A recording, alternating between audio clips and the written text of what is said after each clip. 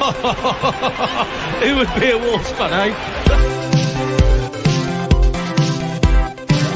On goes Bull. People might yet win it here for Wolves. Blasting the shot. What a goal!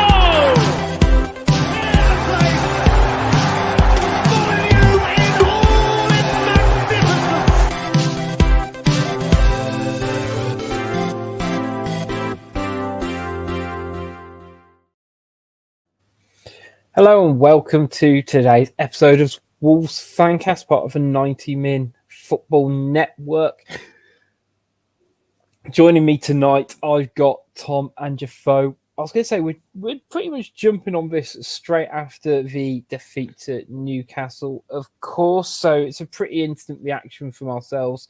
And because of the time gap, there's not a whole lot of news we're going to talk about in our massively delayed proceedings on, to be honest. But I guess, guys, how are we both feeling on I was going to say after this weekend? Because Tom, we did was it the Fulham show a couple of weeks back where Wolves were a Friday night game, and we're like, that Friday night game can make or break your weekend.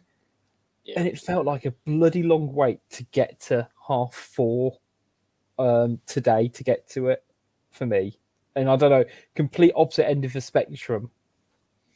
Yeah, you just can't beat a Saturday at 3, can you? Let's face it, there's just nothing's as good as a Saturday at 3. Yeah, I could watch the football this weekend. Whereas if this game had happened on Friday, maybe I wouldn't have done. So yeah, it's all bad. Yeah, I was going to say that's probably a bit of relief. I just get to go into work tomorrow to be frustrated about it. But we're going to crack right on, guys, with it because there is plenty to talk about. I was going to say, there's been goals, VAR controversy. Oh, if only there were pundits ready to talk about it on mainstream media as well. But we'll go right into the lineups because part of me is like, do I bring it up? But I thought, yeah, it's the way I see it is at least whatever we do for the next 45 minutes to an hour or so can't be as bad as the alternative match for day that was on GB News last night, which does give me confidence in what we're about to be doing. So we'll get right on. So when the lineup came out, I was a little bit unsure of it, really, because we've played so well with Kuna in that front three, and I thought he had a really strong second half or half an hour against Spurs. But to see him not start and see Podence was a bit of a surprise to me. Jafo, what were your thoughts on the lineup? Yeah, I think the Podence one kind of came out the blue, didn't it? It was just he's not been involved for weeks and weeks and weeks. Nobody really understands why. I know he had a little knock a while back, but nobody understands why he's been in and out of the subs bench. But yeah, to see him and Jimenez start together, it's a strange one because it's just in the past it's just not really worked. It's not something that we've actually seen under Lopetegui, but that front three it just doesn't seem to strike you as that Lopetegui style of football. You know, Jimenez, Traore, and Podence are all very mercurial sort of footballers who you know do their own sort of thing. The work rate and that is not of that like Acuna and Sarabia and people like that, where you know that they work hard for the team. They're very much their own little thing, doing their own style of football. And like I say, it just didn't really feel like a Lopetegui team, apart from say the midfield and the defense. But the front three, was very unique. Yeah, I think it when I kind of saw it, I didn't quite know how it was gonna work physically on the pitch, because I think you've nailed it, to be fair, Jafo, in terms of like they all seem to do their own separate things on a football pitch, you know, and it's kind of going to be your undoing. The other one, and again, he's come under a bit of criticism recently, is Matheus Nunes being dropped to the bench for Moutinho. Tom, what were your thoughts? I still very much the opinion that Moutinho's better for half an hour at the end of a game. And I don't think I'm not quite in the Stu loving camp of Nunes. I don't mind. He's clearly being played out of position when he plays, and he's clearly got bags of ability. But yeah, I think Moutinho actually played quite well. I think he had quite a good game, really. But again, I don't think he should be consistently starting games for us, to be honest. So I wasn't massively fussed with that one, but I completely agree with what Jafo was saying about the front three. Just whenever those two play with Raul, he's just so isolated because he's got no one near him.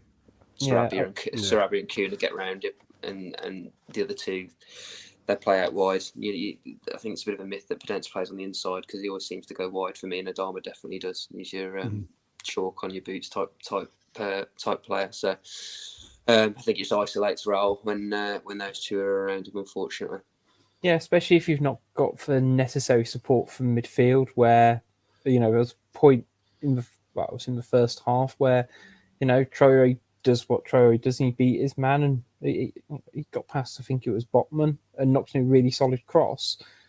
But you only had sort of Jimenez in the middle, and Wolves have picked up a little bit recently in terms of those second balls and things like that.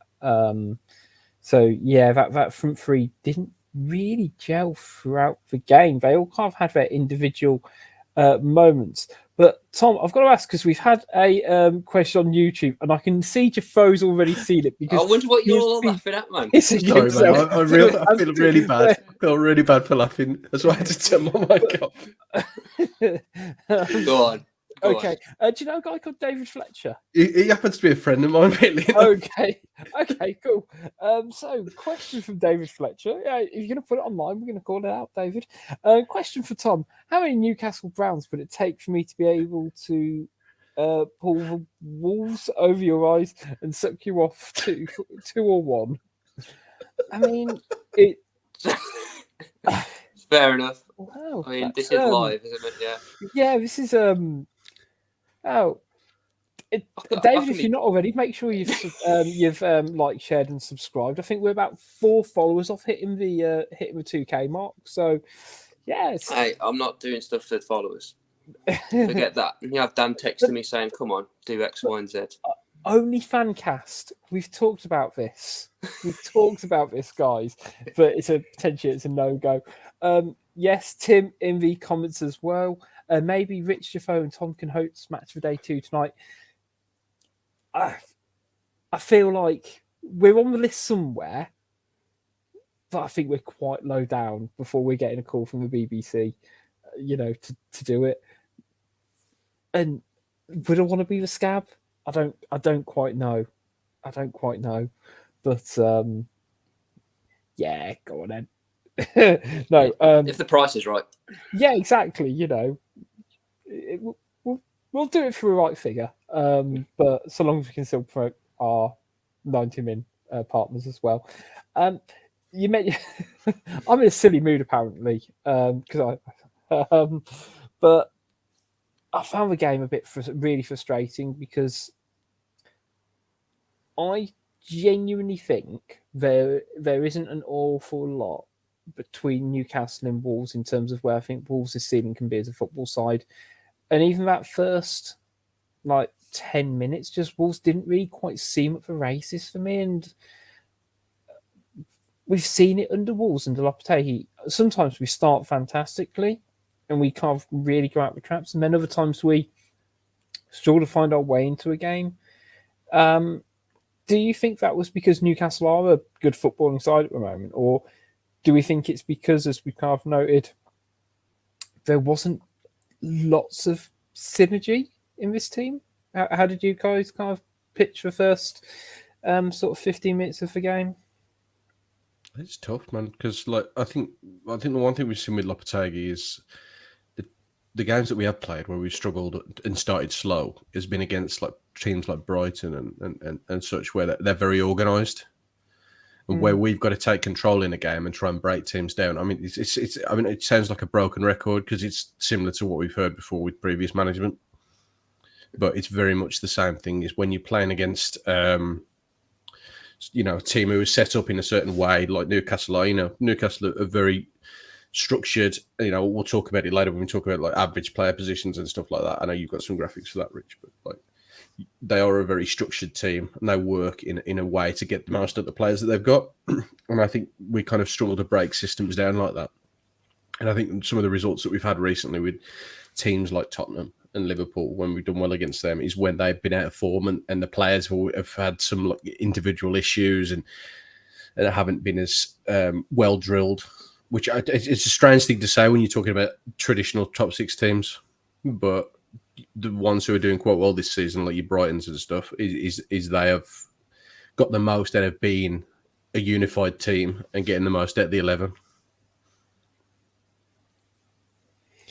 Definitely, and I think got a little bit optimistic because Newcastle's form has been a bit up and down recently, but I think it's one of those where you look at it on, I guess, from first glance, sort of see how over the last couple, drawn a couple before that. I think within that, their last two defeats were to Liverpool and to City, I think it was. So I think I was kind of hoping we'd kind of still catch them on that bit of anxiousness, but we really didn't. And it did surprise me for that sort of first exchange. And I did kind of query if we'd get something out of the game.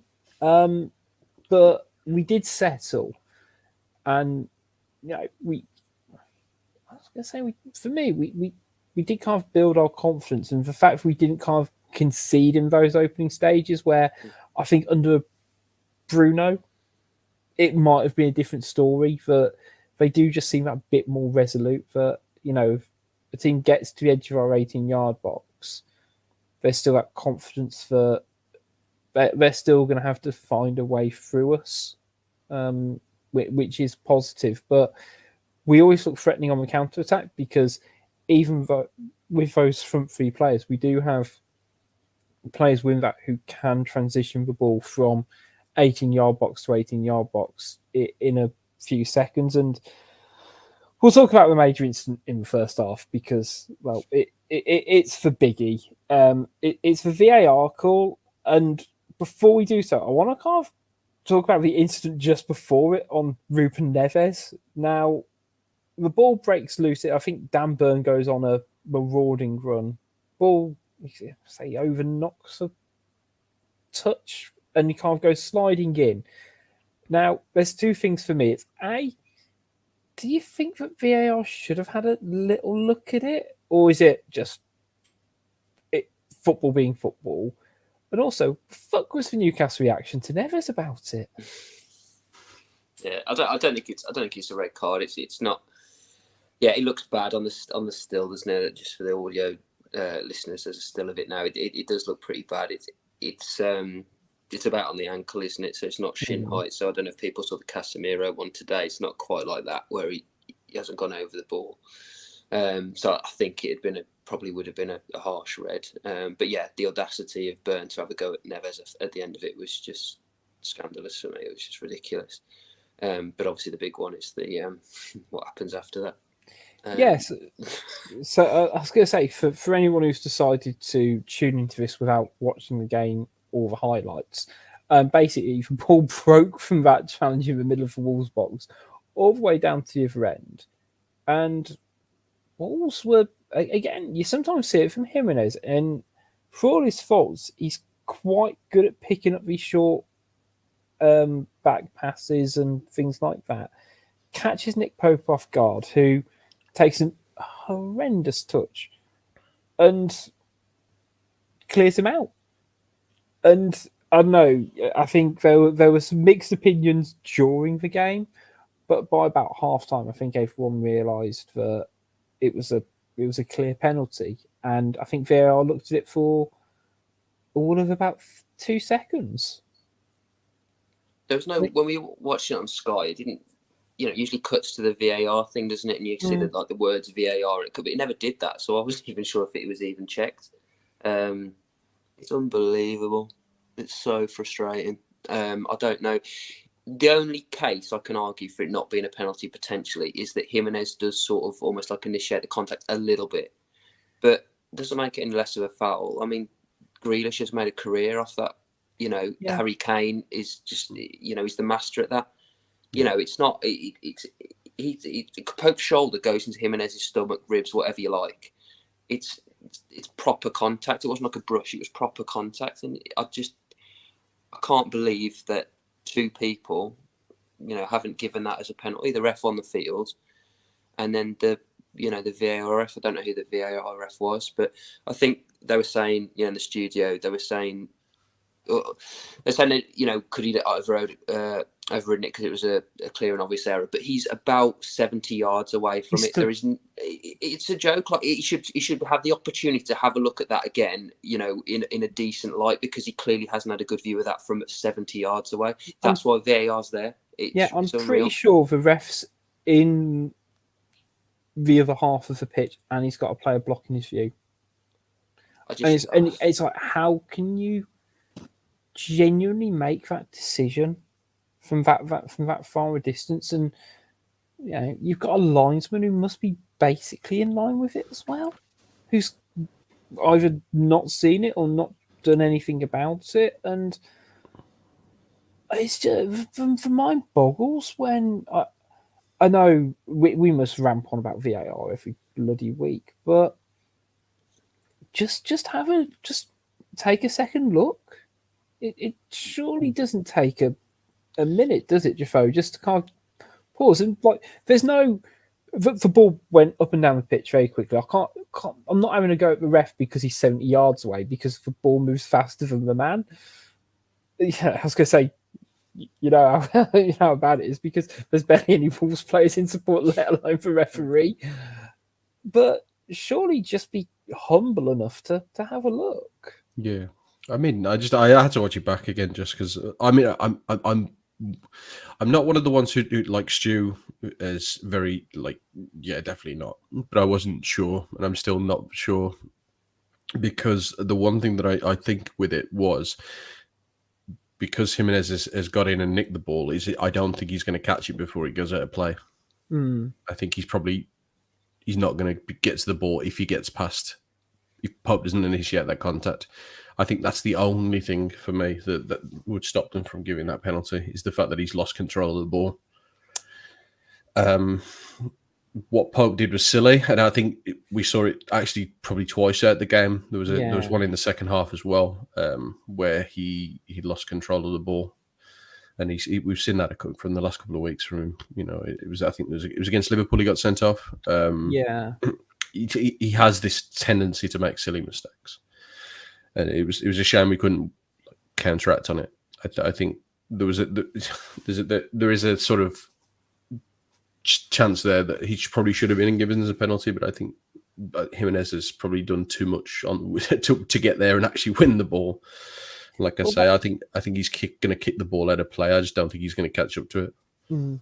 That was something that I pondered and was trying to work out. Well, what should Jimenez do in that situation? Because I think you've got, I guess, two trails of thought in terms of why it wasn't given. You've got, like what Tom, you said, he's trying to buy the penalty and initiate contact, or, you know, gone down softly, or he's not really made an attempt to play the ball and continue progressing with the play. Now, with the latter one you brought up, Jafo, I can't look at him and think there's no obvious reason why Jimenez can't at least knock it a bit more towards goal. Because I think if he does that and it's not kind of just like a straight line and there's a little bit more movement towards the goal, you've got no doubt that what he's trying to do, as opposed to just getting a toe on it and it's going, you know, nowhere near. That's such a hard thing to ask. And like, with the other point about, say, initiating contact, like, there's only one thing Pope's going to do in that situation. He's going to use the upper half of his body. He's not going to, you know, try and trip him up or anything like that, just because of how he's positioned in proximity. So, of course, Jimenez is going to turn his body as well Like, he's about to get smashed in the side. And, I think it was Stu in the WhatsApp group, just, proclaiming shoulder barges aren't a foul. I mean, they're sort of a foul when the opposition player's making no attempt for the ball. And I think that's it for me, that he just tries to cut across him. And it's fine if the ball's like next to them and you're attempting to kind of obstruct them to, get in front of them. But if the ball's nowhere near, then I just can't get my head around it. And the frustrating thing for me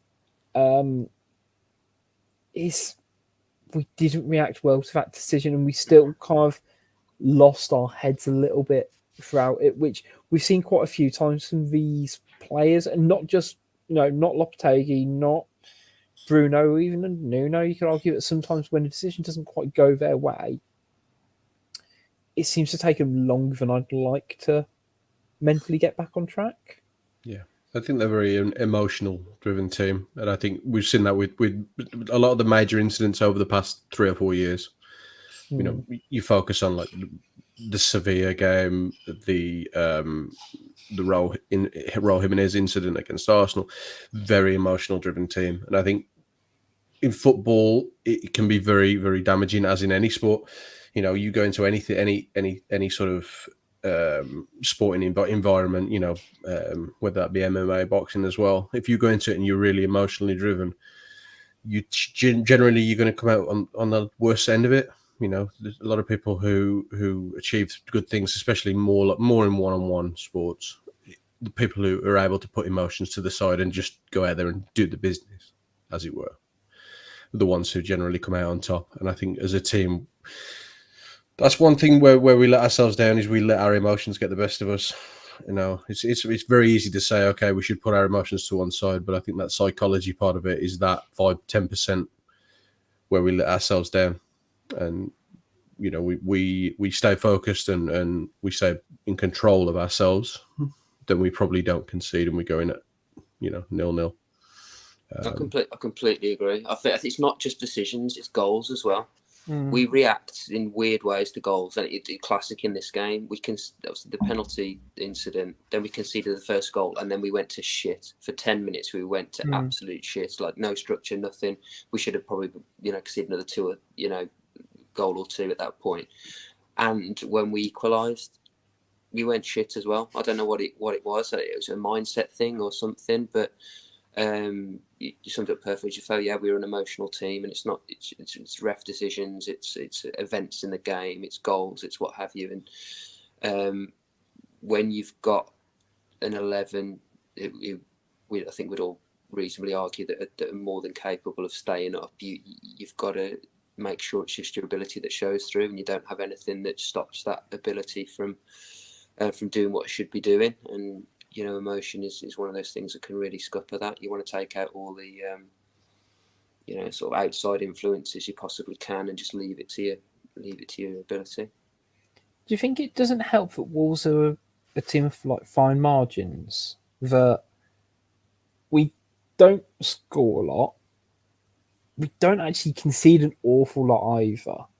So when these decisions either go our way or go against us, they almost kind of seem, I guess, like a unique circumstance for you. If you've already got players who are, I guess, more emotionally driven anyway, when that decision goes against you, and like the VAR one's a great example, because, I think the ref was wrong. I think Wolves should have a penalty, and I think Newcastle arguably should be down to 10 men. I know you could argue double jeopardy, whatever, but that ain't the reason Wolves lost the game. And I think Newcastle probably on the front of it were worthy winners by the end of it, which kind of pains me to say.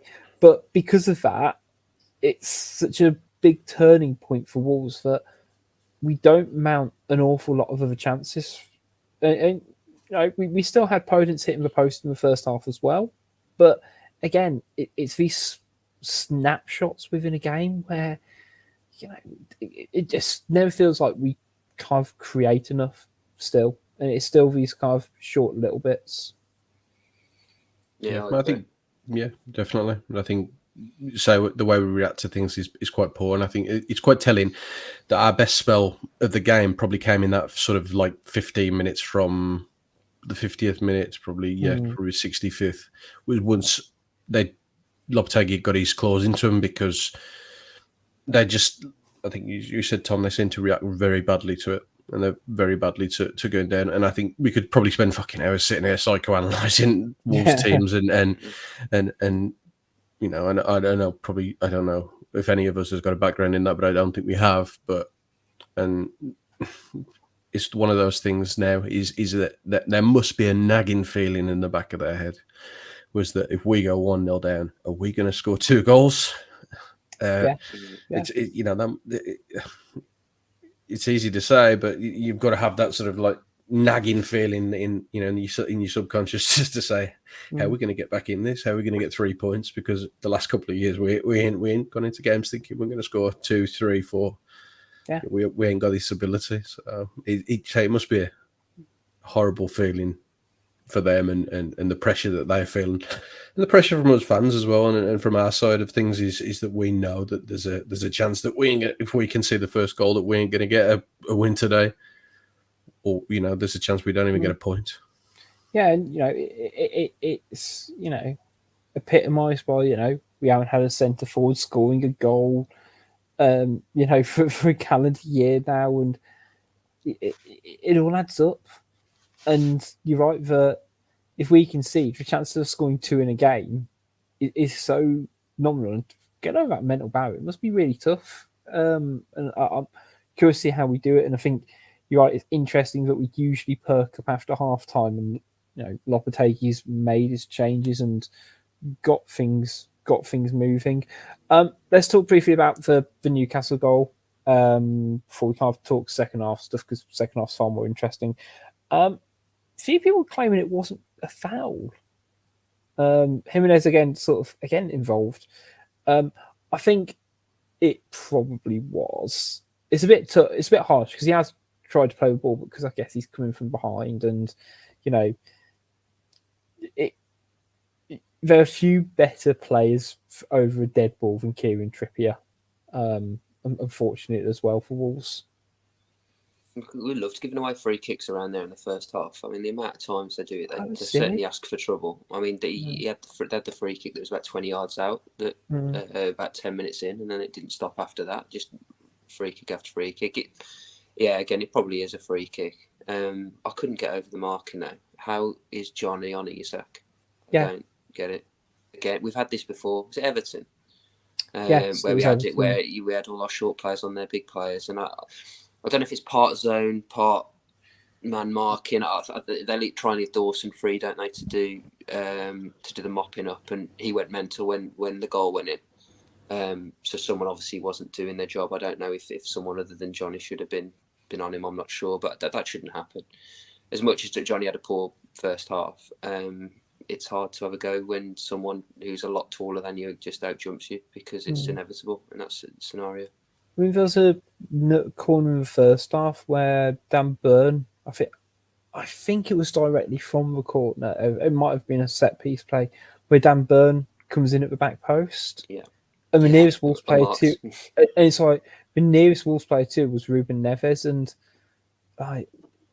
of all players to making sure you're tracking, it's in my opinion, you track the guy who's 6'6". I don't know. Yes, stands to reason, doesn't it? Yeah, and I don't know, like little things like that. It's such a bugbear for a lot of fans.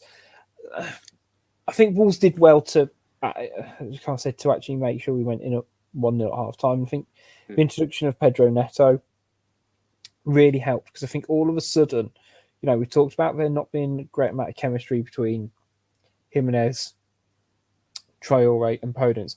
Neto seemed to make it work a lot more, and we came out, it felt like a very different side, and the game opened up a hell of a lot more, but at least it wasn't just one-way traffic coming our way.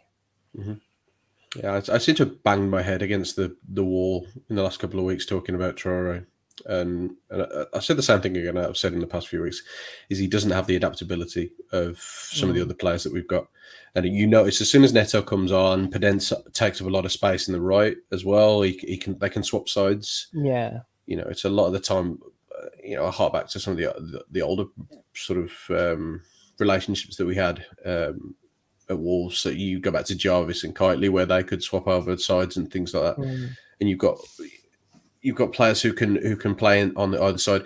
Adama can't play on the left, so this sort of like swapping over and being able to come to inverted wingers and have wingers who play with width can't happen, because when he's in the team, which is fine if you can get him involved and get him to have an impact on the game, a lot like what Sam Maximin was doing for them. Sam Maximin, he's better on that left-hand side, and he can come inside or he can go in the outside and jig around players and put players on their arse like he did in that game. Because then the other side is you've got a player who can do the same thing. He's stronger in that area, and they play to that strength. And you have an organised team.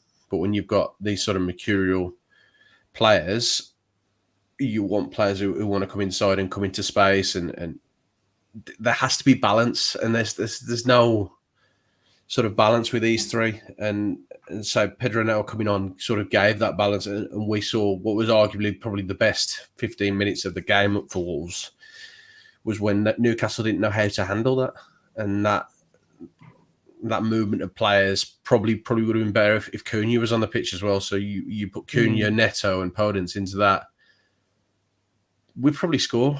We again, and we probably. We may even take a point from that game today. Yeah, but I know it's been mentioned in the comments. Lopetegui's put his hands up and said he got it wrong. And the one thing that I look forward to in the summer, and I've put it in the group chat today, the one thing I look forward to is, assuming we stay in the league, which I think we do. I don't think there's any worry at the moment for us to be concerned about. Is that Lopetegui is going to rebuild like that team, and a lot of the players who have been involved today and the ones that probably we're concerned about aren't going to be there next year. We've got players out of contract. We've got players who are probably going to move on.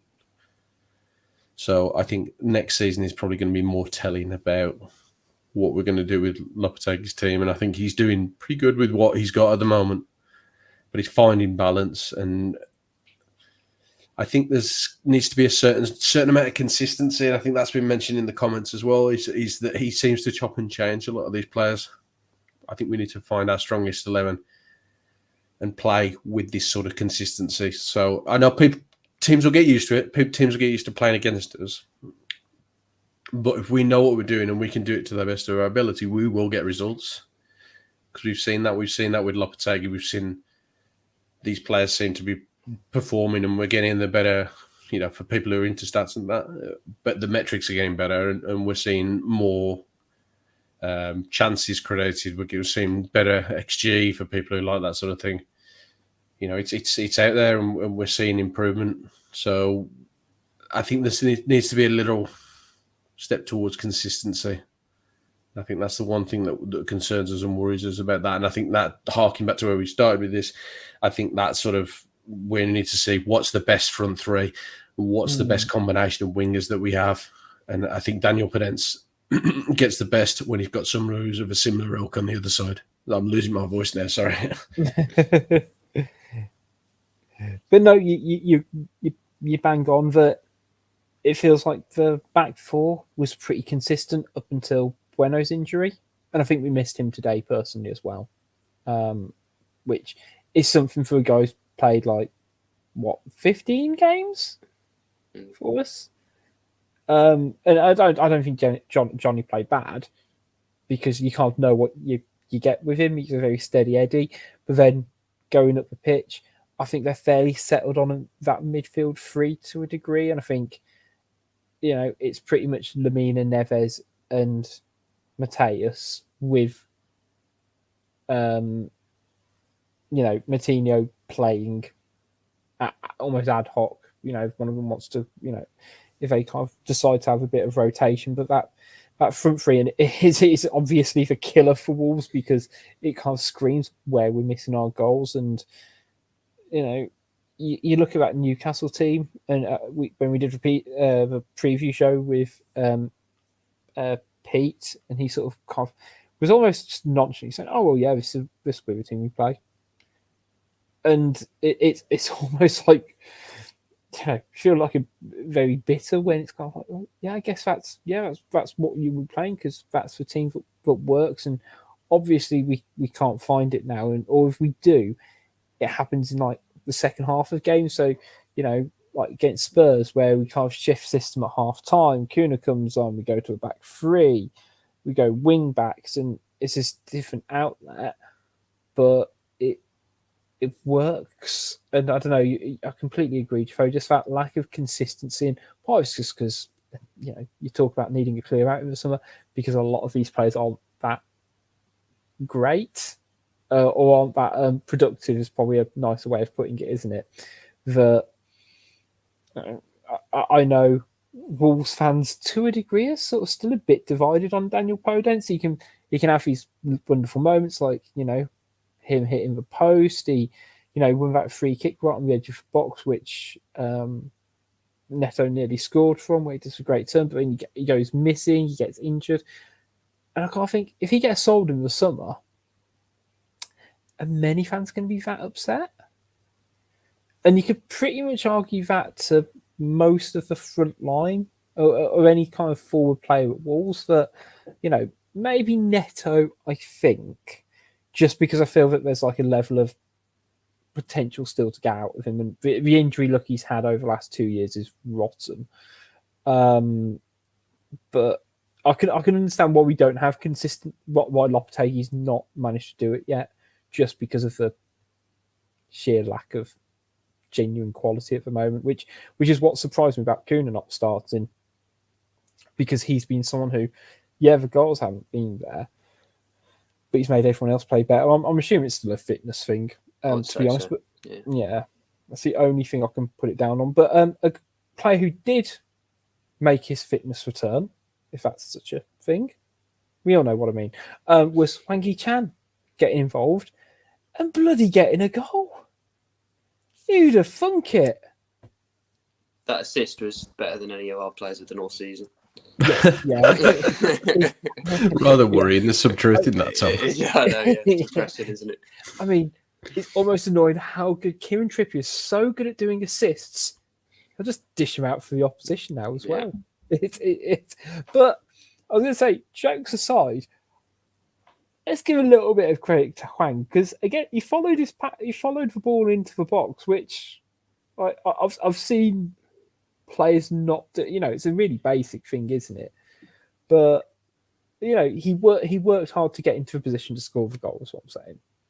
He was between the posts 10 yards out, which we don't have players who do that, so you've got to be there to score it. It's not the first time, is it? No. It's not the first time he's done it. I mean, you can hark back to some of his other goals, especially like against Newcastle when he first came in. He occupies that space. Yeah. Against Arsenal last season, he picks up on that loose ball. He scores. He picks up the goal by I think was it Bernd Leno?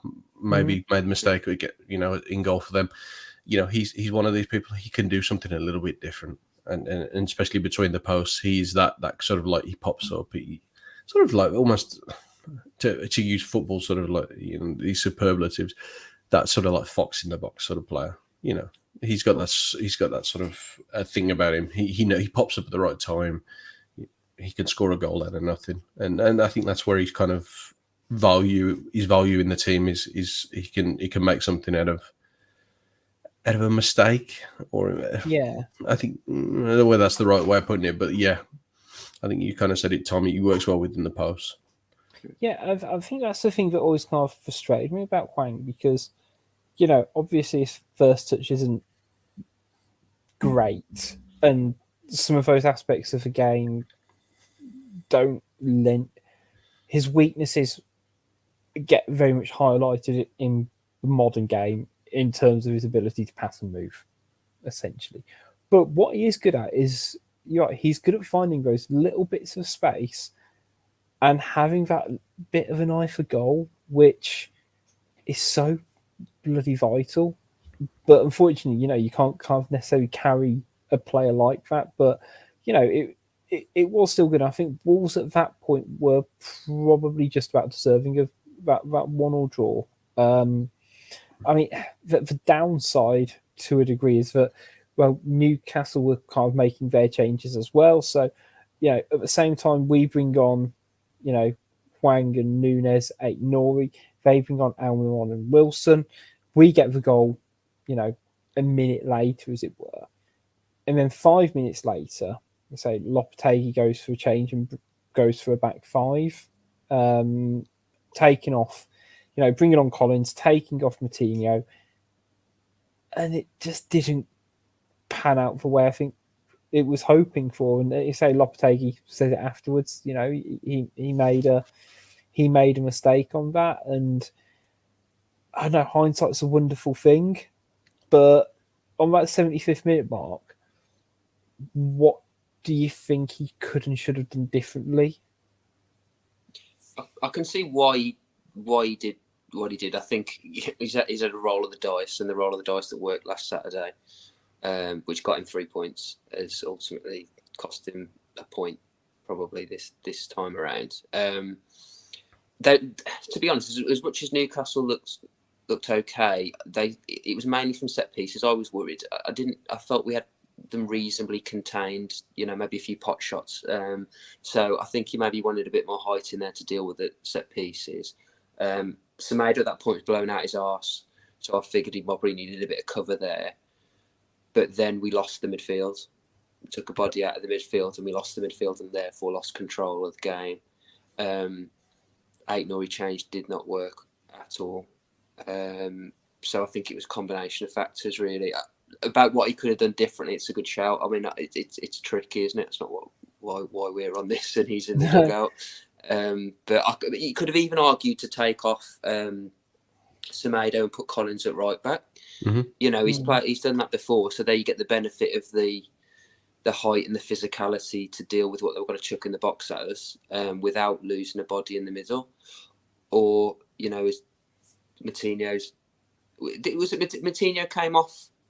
No, it was Neves who came off for Nunes, wasn't it? Yeah, so it's Moutinho who came off for Collins. Yeah. That's another one where maybe Moutinho again had blown himself out at that point. So maybe he had to come off. You don't know, do you? But yeah. I think hindsight, I'd probably maybe taken off Semedo. I thought actually had a half decent game. I'd have probably taken him off and put Collins on, and that's one way of shutting it up without losing the midfield. Well, you bring on João Gomez for Moutinho would be my other kind of thought process. If it's a stick or twist moment, and I think because of how Wolves were playing, that when we went to 3 centre backs, it was never going to be a tactical change to be more offensive. Despite what you can do with a back three, it was always going to be very much a back five, in my opinion. Mm-hmm. And I don't know. Yeah. He could have, if Moutinho's sort of your lynch in terms of who you're taking off, you either drop a player deeper in bringing on Collins, you put a player on, I guess, more attacking in Kuna, or you maintain the status quo in Gomez and kind of keep a bit of legs in the midfield. And I don't know, hindsight's a wonderful thing. But yeah, I think it just sort of highlights for me what Moutinho still kind of brings to the table, because all of a sudden we did just look a little bit more disjointed, and particularly after the goal as well, when we needed to get a goal and we just didn't. We struggled to kind of get things moving. I think we said it quite well, Tom. We lost control of the game through the midfield, and so I was talking in the group chat as well to Andy about it, and I'm with you, Tom. I think the option could have been to put Collins on as a right back.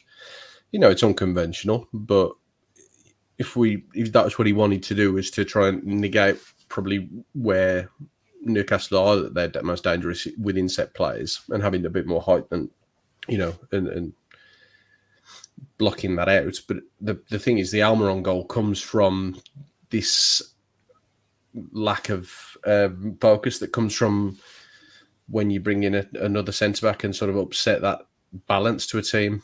I think what did quite well with that, with bringing in the 3 centre-backs against Tottenham, is you kind of get this match-up. And I think when you match up and you put 3 centre-backs against a team who've got 3 centre-backs, these kind of like sort of shapes and natural spaces on a football pitch kind of match up quite well.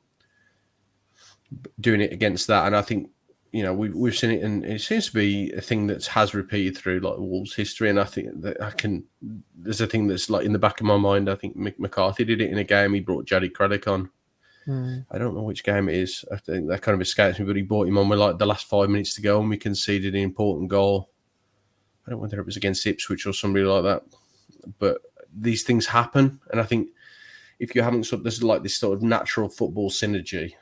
When you play against a team who've got 3 at the back, you can make that change. But when it's against a team like Back 4 and against Newcastle, who make so much of midfield being involved and having this sort of attacking threat and breaking the shape using 3 midfielders, to then go against 2 with Núñez, who is a footballer who, you know, technically very good, but when he's involved in midfield too, is he playing to his strengths? You know, are they utilising him? So I think, I mean, where I would have probably said, and you know, to go back to what we're talking about with what he could have done different was he probably made a rod for his own back, taking Neves off, and I think that decision was probably made too early. And I think he put all of his eggs in one basket with that. And not having Neves on and people like that kind of like disrupted the game. Now, Neves probably wasn't having his best game, but once you know you limit yourself down to the fact that okay, we've got to make one sub. We've got one sub left because I mean, bearing in mind this, I think that was the last sub, was the 5th. It was the 5th and last. Yeah, you know we're in a position where we can't bring in 2, and where we probably needed it, whereas we probably needed to take Moutinho and Semedo off. So where we probably would have benefited from saying, okay, Collins comes on for Semedo, we go to stay to a back 4, and João Gomez comes on for Moutinho, was you keep that control in the game. And I think Neves coming off as when he did was probably at the wrong point. And I you know, beautiful thing about hindsight and all this, and you know, all these superlatives again. But the thing is, when you have a manager, and I think we have to look at this from both sides of the coin, because I think we as a football club we can do that quite well, because we've had both sides of it. When you've got somebody who's very, very, very proactive, like Lopetegui is, and you know, and he attacks the game and he makes these changes at vital points, you kind of run the risk of, okay, later on somebody gets injured or somebody's getting tired, you can't make subs. Whereas we've had the other side of it with Nuno, where he didn't make subs until the 80th minute, 85th, where we probably could have, you know, people were blown out their arse or they got tired, we could make the sub. So it's all about risk and reward. And I think with Lopetegui today, he run a risk of taking Neves off, but we didn't get the reward from it because we had Semedo and Moutinho, probably who should have been substituted at that point. We could only substitute one, and we disjointed the whole team, and we allowed Almiron to, you know, get involved behind and score what was, you know, eventually the winning goal for them. Yeah, so I was going to say, we almost got to skip past the goal away because the change sort of just had this impact over the last 15 minutes or so. But what were your kind of thoughts on the goal? Because, you know, I've seen people talking about Collins, he was a yard too deep, Nouri switches off, Kilman switches off. And just for me, it was almost just a bit tired legs / just changing system, and they didn't quite know how to adapt. I don't think Collins is in too bad a position, because I think the point where he takes a step back, I think he's expecting, I think it's Alex and Maximan who's still on the pitch, he's expecting him to play the ball forward to Gimeresh, and he always takes a step to kind of cover it. But being ASM, he takes an extra touch and kind of gets it out wide instead. And I don't think he was kind of expecting it, and it kind of almost kills him out of the game, unfortunately. But was it that preventable a goal, really? We were out of shape, weren't we? I think it was just... I don't know, is Aitken even in shot? I think I watched it back and I couldn't see where he was. I didn't actually know where he was. Genuinely, if you watch it back, I might be wrong. I don't want to put myself through it too many times, so I've only watched it back a few times, but I can't see where he is. So I think he's somewhere by the halfway line or something, which is ridiculous. And maybe that's why he doesn't, which was probably now our third choice left back. You know, he doesn't trust him. Maybe I think that's one of the reasons why Dharma came off as well, because he didn't trust him defensively, because they were getting him down our right so many times in the first half. He's made reference to Hwang saying he understands the defensive actions of the game and all this sort of stuff. So I don't point fingers, because I think he just ultimately were out of shape. But yeah, as I say, I think Aitken always gone walkabout, which didn't help, because then it's pulled Kilman out, which has pulled Collins sort of in the middle. But then again, you can just overanalyze these things, can't you? It's just ultimately annoying. Yeah, when Almiron finishes from about 6 yards out, Aitken is on the corner of the penalty box. Right. Okay. So yeah, he's literally nowhere near the player. I think it was Isak who played through Almiron, not. I think ASM might have already been off at that point. But again, it just felt like whether it was going down to changing to a back five, the shape got lost and the cohesiveness got not, just didn't quite fit, which is a shame. But we move on because we've now got a couple of very competitive fixtures ahead of us with Leeds and Forest as well, which again, not quite must win, but I think they're definitely not must not loses, because when you look at the table after this weekend, it feels like it could have been worse. That we obviously we lost and that's never great, but we're still 13th in the league, which isn't a terrible showing. I think frustration is that Bournemouth picked up 3 unlikely points and Everton pick up another 3 points as well. So all of a sudden, there's still kind of 5 points separating 20th and 12th, which is a bit bonkers, to be honest. But we are, we've still got, I was going to say 11 to 12 games left of the season for most clubs. And, there's still quite a lot in it. I know, Jafo, we were talking earlier in terms of, the dreaded R word again. I still look at the teams down there and still look at the form and how we're playing. I've still not got any worries when you look at that. I still think that we've still got more than about ourselves to finish 13th. No, and I mean we're still in a good position, right? I mean, you look at that and you look at and where we are.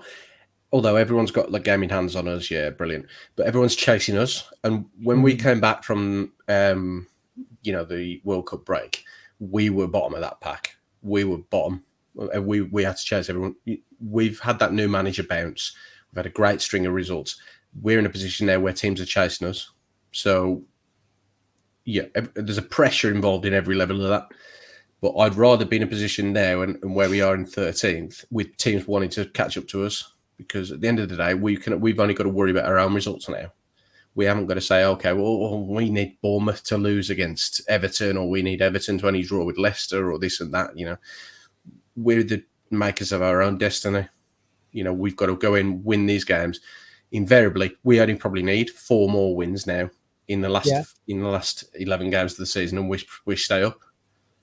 I'd rather be in that position than that of Southampton, where we've got to win now 1 more game than the 3 teams above us, and we've still got to get 4 wins. So we need at least 5 and probably 6 wins at the last of 11. Chasing teams. I wouldn't want to be in that position. I think that new manager bounce that you get when somebody comes in, like Deutsch is doing at Everton, you get this sort of like rush of points, And once it sort of levels itself out, we're finding ourselves we're in that like buffer zone. And I don't think it's going to be quite as easy as the likes of what Stu was saying, and that it'll be over by the end of March and we'll be clear. I don't think that's the case, but I think we're in a healthier position than we were. And it's easy to say under Lage, but where we are now, I'm happier that people are chasing us than we're chasing other teams. Definitely. Again, we talk about the number of games in hand with some of those other teams. To be honest, I'm not particularly worried just because they're down there for a reason. And, even if Leicester's probably a great example of this. So, they're 3 points behind us with a game in hand. So, and with a better goal difference. I'm not saying they won't win their game in hand, but just statistically speaking, when you look at the points per game, the odds aren't exactly in their favour. And, maybe one or two of those teams overtake us with those extra games in hand. But I can't imagine it being sort of too many. And, it's going to be a really tough couple of weeks in terms of making sure they, get max points out of it. Because we ideally need minimum of 4 points from the next two games. Like that's, ideally it's 6, but we can't get any less, in my opinion. I don't even think just try and maintain that status quo of getting 2 draws as opposed to, win one, lose one. No, we need to not lose. We need to win at least one of those games. So I think it's going to be interesting, especially because after that we have got the international break as well after those 2 fixtures, I think. So yeah, I know it's going to be interesting, but we will be here to cover it, of course, ladies and gentlemen. So we will be back probably Thursday, I want to say, to do the Leeds preview show, bring you up to date with all the latest happening at Wolves. Hopefully there might be some news about Adama's contract, because that seems to be whittling on and on. And frankly, at this point, I just want the club to make a decision, and we can write our long op-eds about his time at Wolves. But until then, big thanks to our sponsors, Pixel Yeti Media, and big thanks to being part of the 90min Football Network as well. Make sure you keep up to date with all things Wolves Fancast at Wolves Fancast on Twitter, Facebook, Instagram, and YouTube. If you're not already, and you're either watching this on YouTube or you're even an audio listener, make sure you jump onto make sure you like, share, and subscribe as well, because as I say, we are literally on the verge of hitting 2,000 YouTube subscribers. I believe at time of talking we're on 1995, so we are 5 off. And you know what, I'm going to do a shirt giveaway. That's going to be my thing. So as soon as we get to 2K, we'll celebrate by doing a shirt giveaway. So if you want to be involved, keep up to date with all things Wolves Fancast as well. But until that I was going to say, a bit of a surprise for myself, I only literally just thought of. It's goodbye from Jafo. Yep. Good night. It's goodbye from Tom. See ya. And it's goodbye from me. See you next time.